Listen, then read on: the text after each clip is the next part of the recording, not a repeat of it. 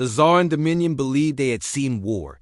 They had glassed planets, poisoned atmospheres, turned suns into weapons. For 6 centuries, no species in the Orion Arm had survived a direct confrontation with them. When they declared war on Earth, the Galactic Council issued condolences. Several member species even began drafting human extinction memorials before the first shot was fired, but they underestimated one thing humans didn't consider: war an end. They considered it a challenge. The invasion began at 0312 GMT.XAR in hellships. Kilometers long and shaped like ancient bones, ripped through Earth's lunar defense grid. Their Hell protocol commenced orbital bombardment, viral drops, nanite swarms, psychological warfare waves. Massive pillars of flame erupted across. Continents, cities vanished, satellites fried. The moon cracked. Communications died. And then, silence. The Zarn commanders waited for a surrender. They got a message instead. It came from a human military outpost buried under what used to be Greenland. The voice was calm, amused. "Finally," said General Lena Rourke, "a reason to get really nasty." No one really knows what nasty meant to humans. The Zarn would soon find out. Within hours, a signal lit up across deep space relays. A forgotten human failsafe, known only as Protocol Obsidian, activated. It didn't just summon Earth's fleets, it woke up every black site, dark program, and experimental unit humanity had ever shelved for being too unethical, too dangerous, or not sporting. Unit 66, banned for deploying quantum. Time mines. Return from stasis.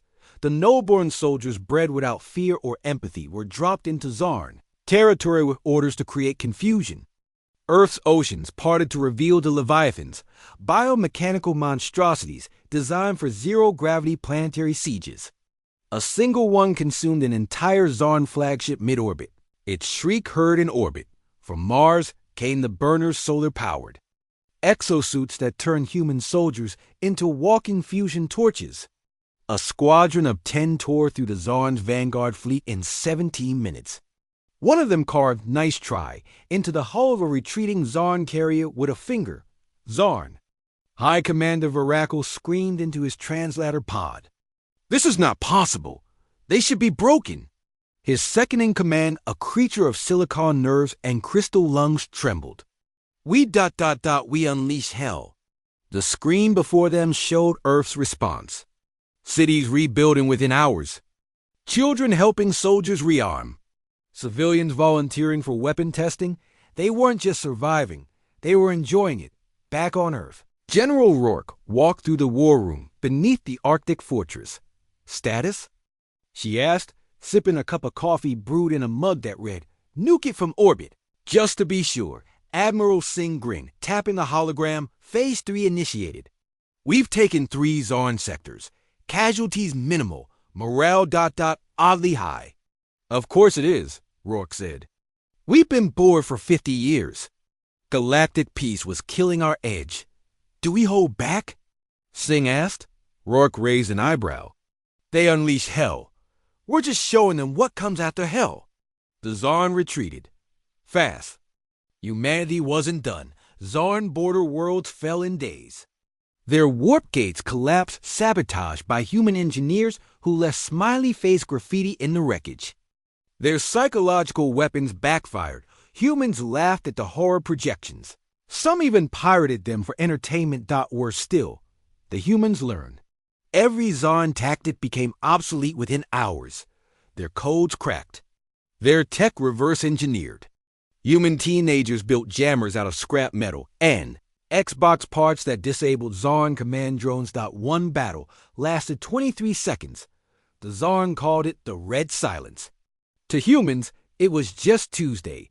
Desperation forced the Zarn to activate. Their final contingency, the world killer of planet-sized AI, designed to consume entire solar systems. They deployed it above Jupiter. The humans? Clap.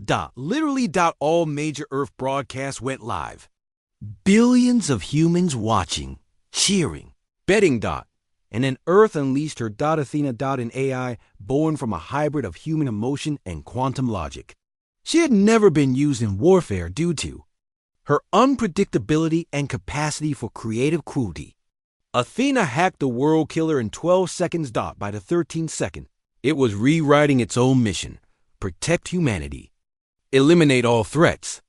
By the 15th, it turned on its Zarn creators.